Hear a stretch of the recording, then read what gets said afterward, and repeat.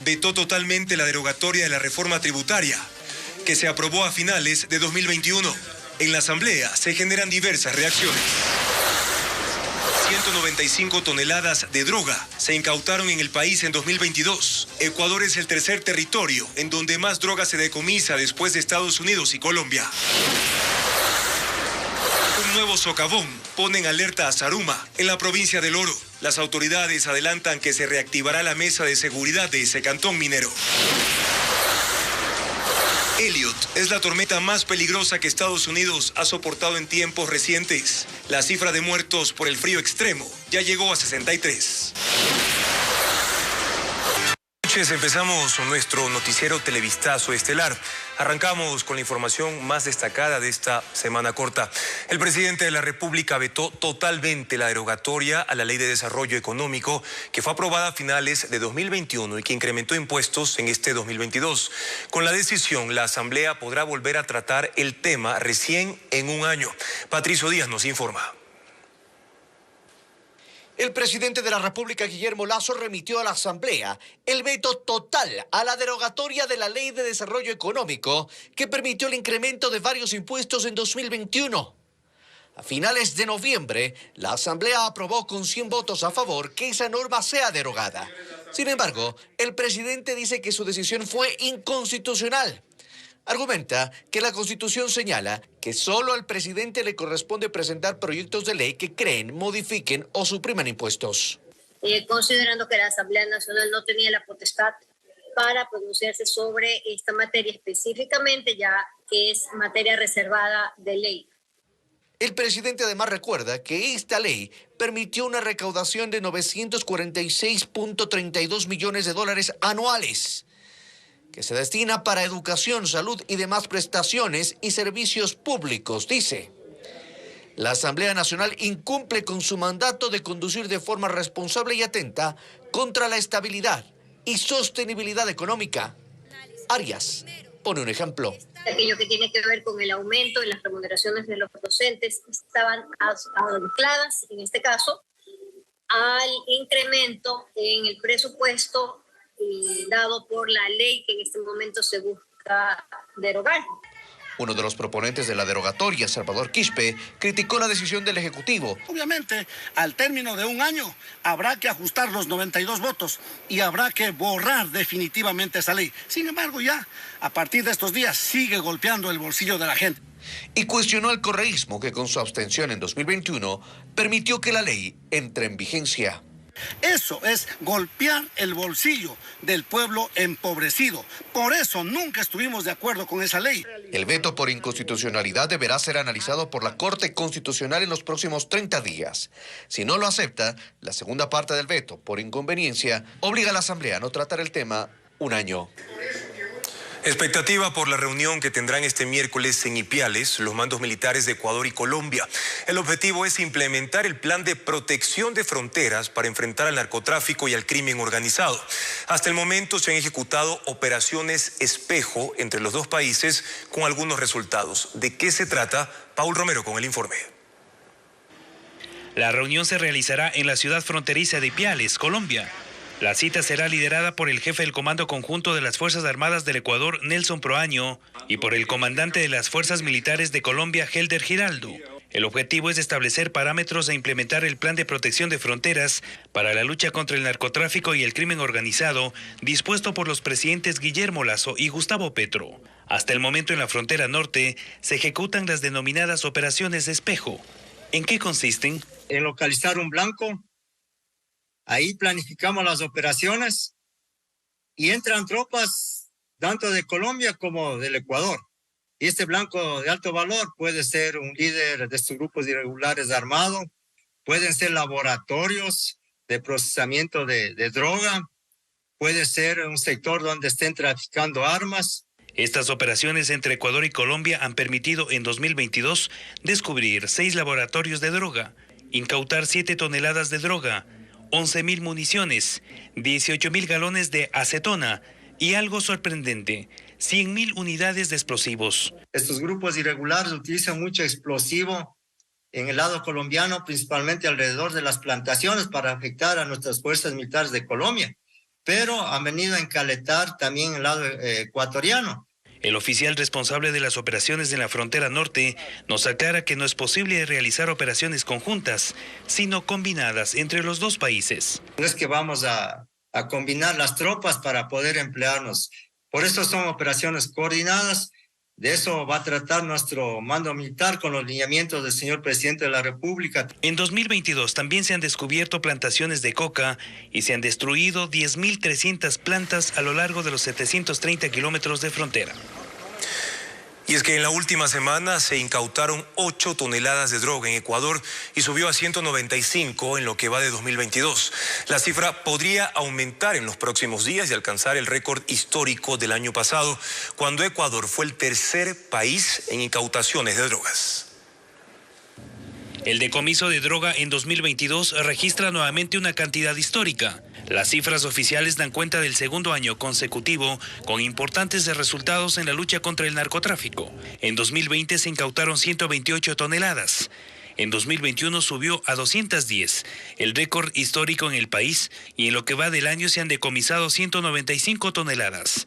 En la última semana se ejecutaron 3 operaciones en medio del feriado de Navidad. Fue una incautación de más de 8 toneladas en 3 casos importantes. En este año se aprendieron a 12.500 personas por el delito de tráfico ilícito de sustancias catalogadas sujetas a fiscalización, más de 10.617 casos, al igual que 212 organizaciones delictivas desarticuladas. Las 195 toneladas representan fuera de este mercado ilegal más de 1.500.000 dosis. El incremento de la incautación de droga también refleja que la producción y comercialización de esta ilegal mercancía sube cada vez. Según el monitoreo de cultivos ilícitos de la ONU, nuestros vecinos Perú y especialmente Colombia registran más hectáreas con nuevas plantaciones. Sí, la UNODC también habla de que han aumentado las hectáreas de cosechas casi a 250.000 a 300.000. También ha aumentado Perú entre 35 a 40 y Bolivia también entre 25 a 30.000 hectáreas. A esto se suma la tecnificación de los cultivos. Estas bandas delictivas han incursionado en la modificación biológica de la hoja de coca. Antes encontrábamos una cosecha que se realizaba entre 1 a 2 al año, ahora indican que aproximadamente serían entre 5 y 6 al año. Más del 40% de la producción de coca en Colombia se concentra en los departamentos de Nariño y Putumayo, frontera con Ecuador. Los grupos narcodelincuenciales buscan rutas por nuestro país para comercializar la droga a los mercados internacionales. Después de un año de interrupción, se volverá a habilitar el paso por la vía que une a Papayacta con Lago Agrio. Los técnicos trabajan a contrarreloj, mientras los habitantes de esos poblados más cercanos esperan con ansias la apertura de la nueva variante. Francisco Arcés estuvo en el sitio y nos cuenta más detalles. En diciembre del 2021, la erosión regresiva del río Coca se llevó la última variante que se había construido para sortear los derrumbes. Desde esa fecha, la carretera que une la sierra y la Amazonía quedó inhabilitada, aislando a poblaciones como San Luis y El Reventador. Nos tocaba dar la vuelta olímpica, Lago Agrio, Coca, Loreto, Baeza, Quito. Entonces eran alrededor de 4 horas más de viaje, 8 horas más de viaje desde nuestro punto El Reventador. El aislamiento puso en problemas a las poblaciones más cercanas a la zona de la erosión. En San Luis, por ejemplo, eran cerca de 200 habitantes y ahora ya no quedan más de 150. En la desgracia, una familia vio una oportunidad. Con un préstamo invirtió $17,000 y ubicó esta tarabita que durante 2 meses ha servido a quienes se aventuran por la carretera. Son 380 metros de cable que guían una canasta metálica. Cerca de 60 personas cruzan por aquí a diario. Otro bus hasta el Chaco y de ahí a Baeza, de Baeza a Pifo y de Pifo a Babahoyo. Claro, no queda de otra. La única manera que se puede pasar ahorita es por aquí, por la tarabita. Necesitamos nuestra vía, al menos nuestro pueblo El Reventador está en el total abandono. En economía, en todo está nuestro pueblo por los pisos, digamos. Pero todos esperan que se abra la nueva variante que se construye sorteando los precipicios que ha dejado el socavón. Personal y maquinaria del Ministerio de Transporte y Obras Públicas trabajan contrarreloj para intentar lo más pronto posible habilitar esta variante de la vía. Y el plan es en enero empezar a construir una sobre la montaña que una al pueblo de San Luis con el Reventador. El ofrecimiento inicial era habilitar el paso el 20 de diciembre, pero se trabaja para hacerlo este miércoles, al menos para vehículos livianos. Y en las primeras semanas de enero declaran en emergencia la construcción de la variante de 8.9 kilómetros, la variante provisional que dicen ellos, más a la montaña, para que este lado del Reventador de San Luis queden comunicados. Por lo pronto, la solución definitiva es lejana ante el avance de la erosión, pero ya se adelantan estudios para una nueva carretera que se construirá por la otra orilla del río. Revisamos ahora una de las noticias más destacadas a escala internacional. Se incrementa 63 el número de muertos por la tormenta invernal que afronta Estados Unidos. La ciudad de Buffalo, en el estado de Nueva York, espera una nueva nevada, quizás tan intensa como la que se desató el fin de semana de Navidad. El fenómeno, producto de una ola de vientos helados del Ártico, afecta a gran parte del país. Veamos. El frío extremo deja hasta ahora 63 muertos tras confirmarse las últimas víctimas en la ciudad de Buffalo, en el estado de Nueva York. Es la peor tormenta que ha visto esa localidad en 50 años y para el resto del país es también un evento de magnitud histórica.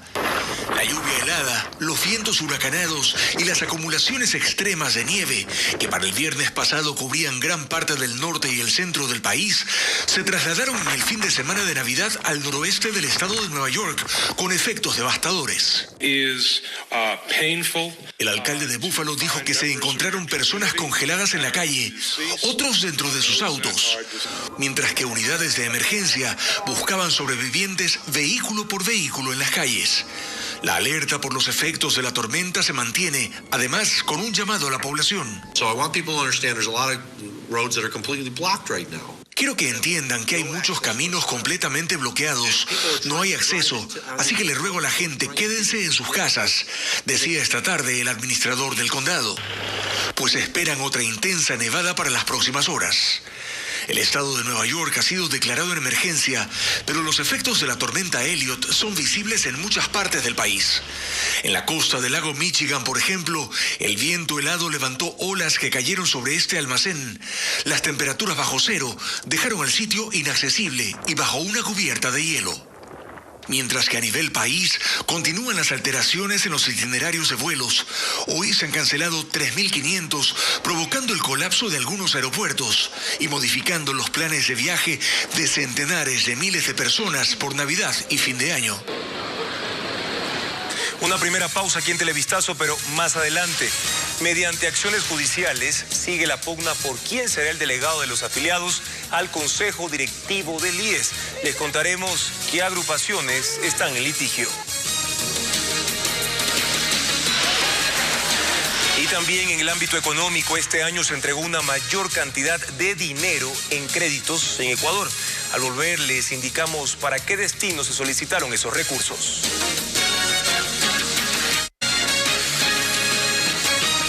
La calificación de Richard Gómez como vocal por los afiliados al Consejo Directivo del IES generó el rechazo de las centrales sindicales, incluidas en el Frente Unitario de Trabajadores, el FUT. Afirman que tienen una medida cautelar que impide su posesión, mientras Gómez, con otro recurso, también judicial, dice que ya es el nuevo miembro de ese organismo. Patricio Díaz nos tiene detalles de esta polémica en la seguridad social. Son los representantes de varias organizaciones sindicales que rechazan que Richard Gómez haya sido calificado por la Superintendencia de Bancos como el nuevo delegado de los afiliados al Consejo Directivo del IES. Una acción judicial que Gómez presentó en Quevedo dispuso aquello al organismo. Pero aquí dicen tener otra medida constitucional que se lo impide. No puede posesionarse porque existe una medida cautelar emitida por un juez constitucional que ha prohibido a la Superintendencia de Bancos lo posesione hasta que no se resuelva dicha acción. Pero Gómez se defiende, dice ser ya el vocal del IES. La calificación está firme, eso no lo puede evitar el FUT. El FUT de alguna manera está en la línea de agarrarse a ese puesto y no soltarlo. Gómez es presidente de la Central Única de Trabajadores CUT, pero en las otras centrales sindicales lo acusan además de no cumplir los requisitos, de ser hoy cercano al gobierno, aunque siempre fue parte del correísmo, aseguran. Fue asesor del ex vicepresidente de la República, el señor Jorge Glass. El señor Richard Gómez fue asambleísta de los correístas, luego estuvo con el gobierno de Moreno y ahora está con el gobierno del señor Lazo. No, yo no estoy afiliado al correísmo, no soy afiliado a ningún partido político. En lo político yo puedo conversar con todos los gobiernos, vamos a seguir conversando con todos los gobiernos. Y asegura que lo que espera únicamente es que el presidente del Consejo Directivo lo convoque para iniciar su trabajo. Este miércoles exigirá aquello. En una movilización afuera del IES, alrededor de por lo menos unas 1.500 personas, para poder de alguna manera reconocer la legitimidad y la legalidad que tenemos. No se quedan atrás las centrales sindicales que se le oponen. También anticipan movilizaciones, pero van a esperar hasta después de fin de año. La segunda semana del mes de enero preparamos acciones con el Seguro Social Campesino. Así se mantiene la disputa, mientras el directorio del IES no puede ni siquiera reunirse. 2022 cierra con 11 procesos de designación de autoridades pendientes, los más avanzados para elegir Contralor General del Estado, Defensor Público y Consejo Nacional Electoral corren el peligro de quedar desiertos si no terminan antes de las elecciones de febrero. Jacqueline Rodas nos cuenta el estado de estos procesos.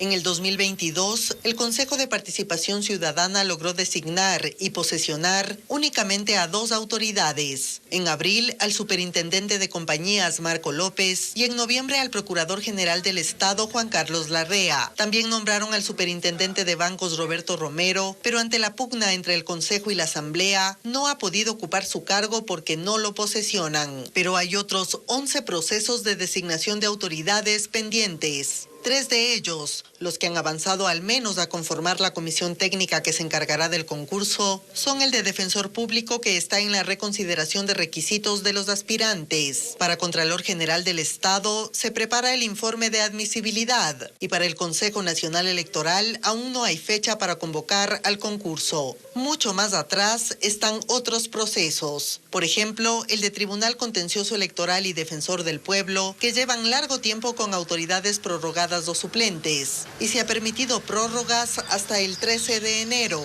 Todos estos concursos, además, podrían quedar desiertos si el próximo 5 de febrero gana la pregunta de la consulta popular, que le quita al Consejo de Participación la facultad de nombrar autoridades. Bueno, vale la pena seguir porque es parte de las funciones de un Consejo de Participación Ciudadana que tiene que designar a estas autoridades. Nosotros no conocemos cuál será el resultado de estas elecciones. También está pendiente el nombramiento del presidente del Consejo de la Judicatura.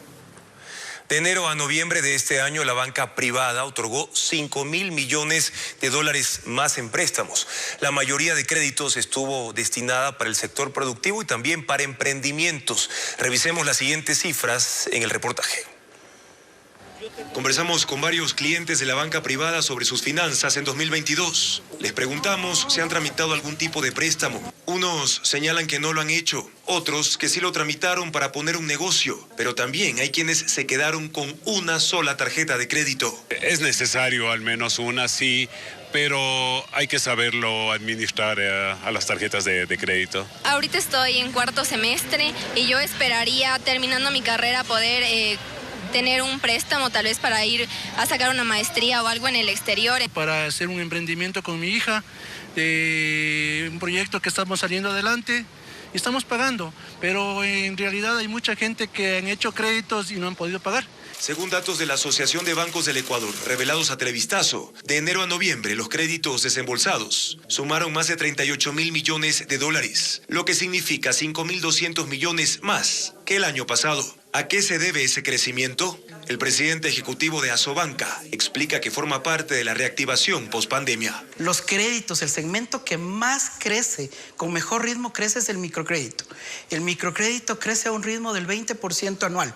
Y el microcrédito es aquel crédito que se da a los empresarios, pequeños emprendedores que tienen ventas de hasta $100.000 al año. De los 38.000 millones, el 60% fue en créditos para actividades productivas de grandes, medianas, pequeñas y microempresas, mientras que el 40% se destinó al crédito de consumo. Este último creció en casi el 20% en comparación al año pasado. Creo que el crédito de consumo es la otra cara de la producción, porque si no existe consumo, no existe el incentivo adecuado para la producción. Es decir, no tiene sentido que una empresa produzca, invierta, si no va a tener alguien que consuma. El análisis de la Asociación de Bancos del Ecuador muestra que hay un crecimiento en los préstamos para jóvenes de hasta 25 años. Lo mismo sucedió con los créditos para las mujeres.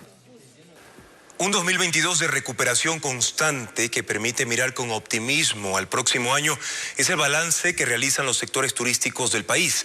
Aunque la inseguridad todavía es un asunto pendiente, se apuesta a fortalecer la promoción turística como principal estrategia durante 2023. El 2022 ha sido un buen año para el turismo, señalan las cifras. En 2019 llegaron al país 1.300.000 turistas internacionales.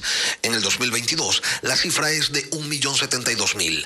La recuperación está encaminada y ha sido de un 77%. Desde la Cámara de Turismo se comenta que este año ha tenido claros y oscuros y un elemento en particular que no permite el despegue del sector. Uno de los positivos es que se puedan trabajar hasta las 4 de la mañana, que los negocios puedan en su momento trabajar 24 horas y lo negativo es la falta de tiempo para pagar las deudas, la falta de flujo, no ha sido suficiente la reactivación económica, el toque de queda fue un aspecto negativo y el tema de seguridad que todavía está en deuda el gobierno. Las ventas en actividades turísticas en este 2022 se ubican en 3.900 millones de dólares y aunque hay áreas del negocio que ya superaron los indicadores del 2019, otras todavía no lo logran. Según las cifras macroeconómicas, lo que nos falta es exactamente 8% para llegar a la cifra del 2019. Cabe recalcar que en la cadena de valor hay actividades como la aviación que ya superó el 2019, pero en cambio hoteles, restaurantes, bares y discotecas no han superado. Para lograrlo, la Cámara de Turismo inicia una campaña que busca promocionar por diferentes canales los atractivos turísticos de distintas localidades. La intención es motivar a la ciudadanía a visitarlos y contribuir de tal manera al desarrollo de esas economías. Al día de hoy, la ocupación hotelera en el perfil costero es del 80%. Esto significa que va a estar al 100% para fin de año. Pero la idea es que la presencia de turistas nacionales y extranjeros no sea solo cosa de un feriado, sino una constante a lo largo de todo el 2023 y para ello la promoción, reconocen, es un factor fundamental al que le apuestan con todo. Seguimos informando. En medio de una semana encuentran mutilado otro cuerpo de una mujer en un botadero de basura en el sector de la isla Trinitaria en el sur de Guayaquil. El cadáver de la víctima fue cortado en 9 partes y embalado en 3 fundas plásticas. Bessie Granja con el reporte. La violencia criminal no para en Guayaquil, donde cada día ocurre uno o varios hechos de sangre. El más reciente caso se registró en el Guasmo, en el sur de la ciudad, donde 2 hombres fueron baleados cuando transitaban en una moto. Se presume que hicieron uso de arma de fuego 9 milímetros, toda vez de que se puede verificar 17 indicios balísticos. Según la policía, uno de los fallecidos posee antecedentes penales. Asimismo, en el sur de la urbe, como una escena repetida de terror, sintieron habitantes del sector de la isla Trinitaria, debido al hallazgo del cuerpo de una mujer, mutilado en 9 partes y colocadas en 3 bolsas de basura. Los restos fueron abandonados en varios sitios de la vía perimetral donde hay acumulación de desechos. El cuerpo en su parte dorsal envuelto en cobijas, otra parte en fundas en la parte media en el parterre central, donde está parte de los muslos de una de sus extremidades y lo demás envuelto en unas mochilas dentro de sus extremidades, así como su cabeza en el lado norte de este sector. Hace 6 días en ese mismo sector los moradores se alarmaron tras encontrar el cadáver de una extranjera, también descuartizada y abandonada en un botadero de basura. También se volvieron a registrar hechos macabros en Pascuales. La madrugada de este martes se halló otra cabeza humana. Según los rasgos característicos, la víctima sería un hombre. Tenía un orificio por características similares a los de paso de proyectil, la pieza anatómica, pero luego se determinará si es que existe más en la autopsia médico-legal. El pasado 20 de diciembre en la misma zona se encontró otro cráneo que le pertenecía a una mujer. Así, en la zona 8 que abarca esta ciudad junto con Durán y San Borondón, las muertes violentas alcanzan las 1.506, la tasa más alta de la historia. La unidad de emergencia del Hospital del Niño en Guayaquil duplicó las atenciones a menores heridos de bala durante este año. Son víctimas colaterales de la violencia, como la bebé de 3 meses que murió este domingo tras 40 días de luchar por su vida tras un impacto de proyectil en su cuerpo. Diego Cuenca describe la huella de dolor que sigue dejando el crimen organizado. Es el Hospital Francisco de Casa Bustamante, conocido también como el Hospital del Niño. La única casa de salud pública de Guayaquil, cuya unidad de emergencia ahora recibe el doble de pacientes heridos a causa de balaceras. En el 2021 recibieron 21 niños lesionados por armas de fuego. Y en ese 2022, las atenciones se duplicaron. Han recibido 41 menores de edad con impactos de bala. Así lo describe el jefe de esa unidad médica. Lo que más nos preocupa son aquellos que llegan con heridas a nivel de cabeza, tórax y abdomen, que por lo general son de gran riesgo vital para el paciente. Y lastimosamente de estos 4 pacientes han fallecido. El último caso en esa casa de salud fue la de una bebé de 3 meses que murió este domingo. La pequeña recibió un impacto de bala el pasado 16 de noviembre en el sector de Pascuales en Guayaquil. Soportó 5 intervenciones quirúrgicas, luego de 40 días hospitalizada. Su madre cuenta que la menor ya no pudo resistir más. La bala le calentó sus intestinos, tuvo 5 operaciones, ya no aguantaba más ella, sus intestinos ya no funcionaban para nada. La pequeña se suma a las alarmantes cifras que ha registrado la policía en lo que va de este 2022. En todo el país, 264 menores de edad fueron asesinados. De esos, 151 eran adolescentes, 80 fueron niños menores de 2 años y 33 mayores de 2 a 12 años. Desde la Defensoría del Pueblo exhortan a aplicar medidas de prevención en los barrios marginales para evitar que mueran más inocentes. No existe ningún centro, ningún programa o política pública de acompañamiento en la vida de estos niños en estos mismos barrios. La madre que está trabajando y el padre que está trabajando, este niño de 6 años llega a su casa solo. Tiene que permanecer solo hasta los 18 años, cuando al frente de su casa o al lado de su casa están todas las bandas delincuenciales donde los niños pueden ser fácilmente captados. Son las huellas de dolor que ese año ha dejado el crimen organizado, que ha cobrado más de 4.000 vidas en todo el país. Los habitantes de Zaruma, en la provincia del Oro, están alarmados ante un nuevo socavón registrado esta madrugada. Nuestro corresponsal Fabricio Lapo informa que el Comité de Operaciones de Emergencia de la provincia activó ya la mesa de seguridad y tomará medidas para intentar prevenir el peligro. Un nuevo socavón se formó en el sector de la Escuela La Inmaculada en el centro histórico de Zaruma, provincia de El Oro. El fuerte estruendo alarmó a los habitantes de la zona a las 3 de la mañana de este martes, obligándolos a dejar sus viviendas por el miedo a que pueda suceder algo peor. El cráter tiene una profundidad de 5 metros y un diámetro de 6 metros. Mario Benavides, coordinador de la Secretaría de Riesgos, sostiene que no se realizarán evacuaciones. Se procederá a estudiar la obra de mitigación más adecuada, o si es que las condiciones así lo establecen, se iniciará con el relleno hoy mismo y eso estará totalmente solucionado. En esta zona, en noviembre de 2016 se produjo un socavón y con ello colapsó una vivienda y un centro educativo. En 2019 volvió a hundirse el suelo y para 2021, 100 metros más adelante, se formó un orificio provocando el colapso de 5 casas. Los habitantes de la ciudad patrimonial viven con temor porque dicen que escuchan detonaciones debajo de sus casas. Miedo, pánico, Zaruma, estamos aterrorizados, los habitantes de aquí de Zaruma, y disgustados ante la impavidez de las autoridades. Siempre es que escucho por Luisa Creso, por el 9 de octubre. detonaciones. O sea, no es que la detonación es así dispare allá en la piscina, oye aquí el eco del disparo. Técnicos de la Secretaría de Riesgos y del Cuerpo de Ingenieros del Ejército realizaron una inspección en el subsuelo de Zaruma, donde en 2017 el gobierno del expresidente Rafael Correa realizó los trabajos de remediación. El alcalde Yancy López indica las causas de este nuevo hundimiento. Es una mala compactación del terreno en el momento que se realizó esta obra de remediación, y eso es lo que está produciendo actualmente, más ya las primeras lluvias de estos días, lo que ha producido este hundimiento. El Comité de Operaciones de Emergencia Provincial activó la mesa de seguridad, mientras que un equipo técnico del Ministerio de Minas realizará una inspección e instalará radares en la zona del hundimiento para prevenir estos acontecimientos.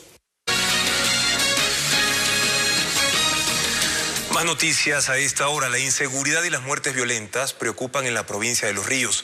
Para tratar este tema, hoy se llevó a cabo un gabinete de seguridad con la participación de los ministerios vinculados a esta problemática que, según las autoridades, es producto de la operación de organizaciones narcocriminales en esa zona. Marlon Melo con las reacciones de este encuentro. La cuarta provincia más peligrosa del país es Los Ríos, donde las balaceras, los crímenes, los robos y la distribución de drogas son una pesadilla para quienes viven y transitan por esta jurisdicción. No tenemos ninguna clase de seguridad. Todos, tanto ciudadanos como nosotros, los taxistas, estamos que sufrimos aquí por la inseguridad que tenemos. Y ahorita después de las 6 ya es complicado andar en las calles. Los robos en motos, a veces por no dejarte robar te van matando, tu mal golpe, aquí es insoportable.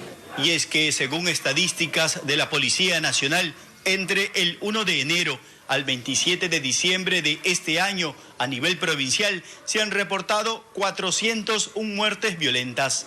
En relación al mismo periodo del año anterior, que hubo 183, lo que representa un incremento del 119%.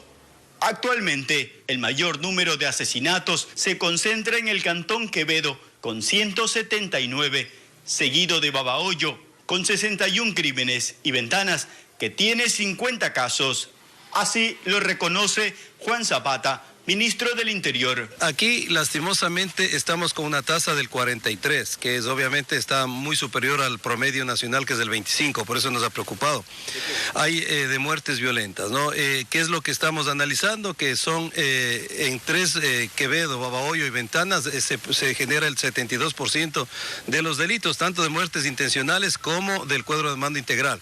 En la reunión de seguridad a puerta cerrada que se efectuó este martes en el Cantón Quevedo, las autoridades atribuyeron esta escalada de violencia y criminalidad a los grupos narcodelictivos que operan en el territorio fluminense. Cerca del 90% de los delitos o de los actos delincuenciales que se registran en la provincia están vinculados al narcotráfico.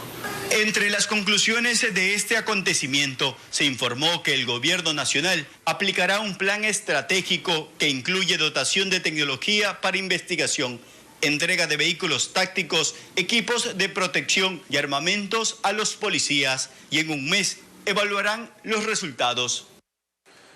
Al menos 4 fallecidos, entre ellos una niña y una docena de heridos, es el saldo de un trágico accidente de tránsito en la vía Flavio Alfaro, El Carmen, en la provincia de Manabí.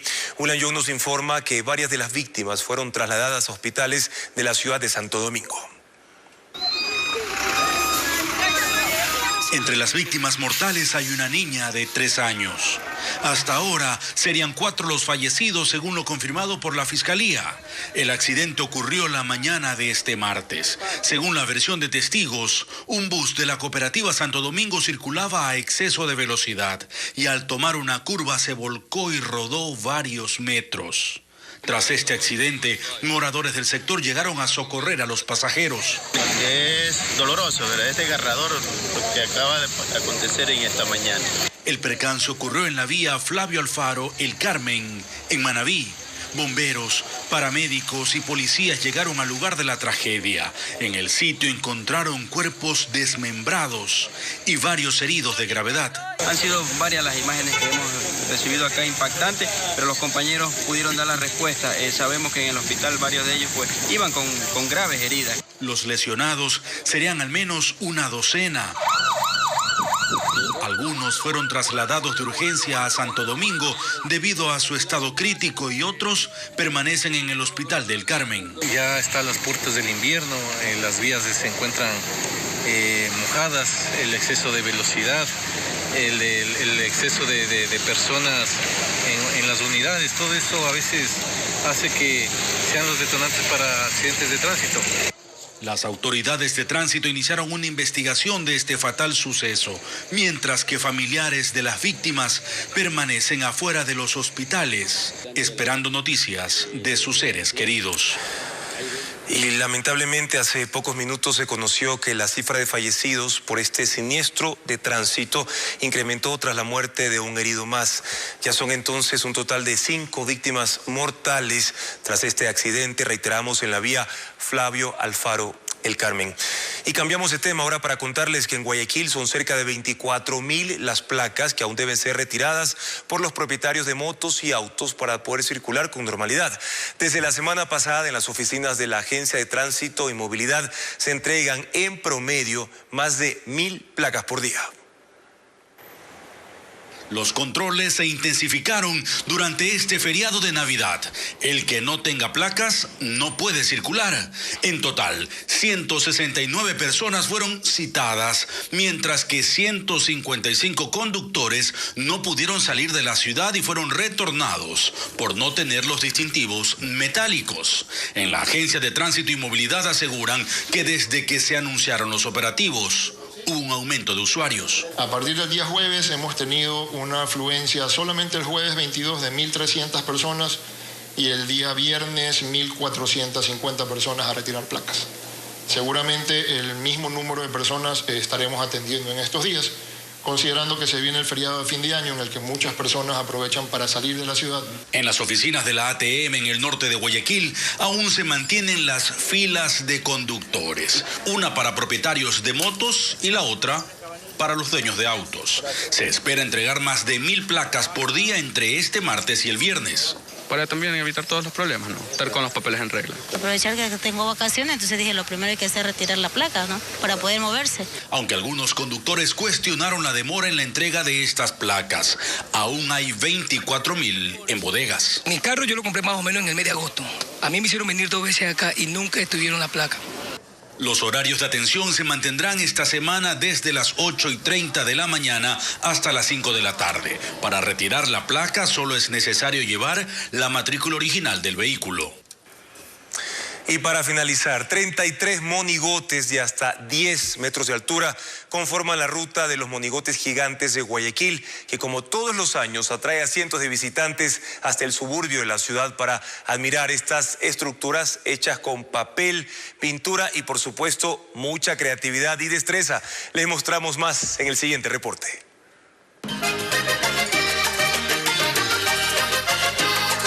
El suburbio de Guayaquil está de fiesta. En sus calles sobresalen imponentes muñecos hechos de madera, papel y pintura que conforman la denominada y tradicional Ruta de los Monigotes Gigantes. Brilla una nueva mañana, así también en tu llanto. Son 33 figuras del cine, televisión y hasta videojuegos que atraen a cientos de personas. Sus creadores se han tomado meses en elaborar estos personajes. Carlos Andrés es uno de los artesanos que junto a un compañero fabricaron a Gru y los Minions de mi villano favorito. Me demoré un mes, más o menos, haciéndolo ahí el muñeco. ¿Qué materiales utilizaste? Está hecho de fierro, cartón, está resinado todo, está el muñeco, por si acaso la lluvia y eso. En la ruta también está Miguel Ángel de las Tortugas Ninja. Es porque a la gente le gusta, le llama los muñecos grandes, le llama la atención. Más por eso se hizo. Y porque nos gusta hacerlo. Y un clásico infaltable de grandes y chicos es Mazinger Z. A Ricardo Rojas, construir este monigote de 6 metros de alto, que incluye luces y un espacio para que los niños puedan subirse, le tomó 3 meses. Optó por este personaje debido a los recuerdos que le trae de su infancia. Es que es clásico, es el año de los 75, el año de mi abuelito, de mis tíos. En el recorrido además se recrean personajes y otros escenarios como Jurassic Park, Star Wars, Piratas del Caribe, Super Mario Bros., Dragon Ball Z, Godzilla, Avatar, Lilo y Stitch, entre otros, que estarán disponibles hasta el próximo 14 de enero.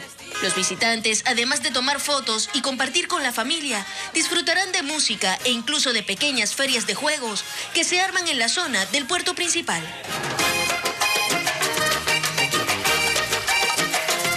Todos los monigotes gigantes participan además por un premio de $10.000 que impulsa el municipio de Guayaquil para incentivar este arte.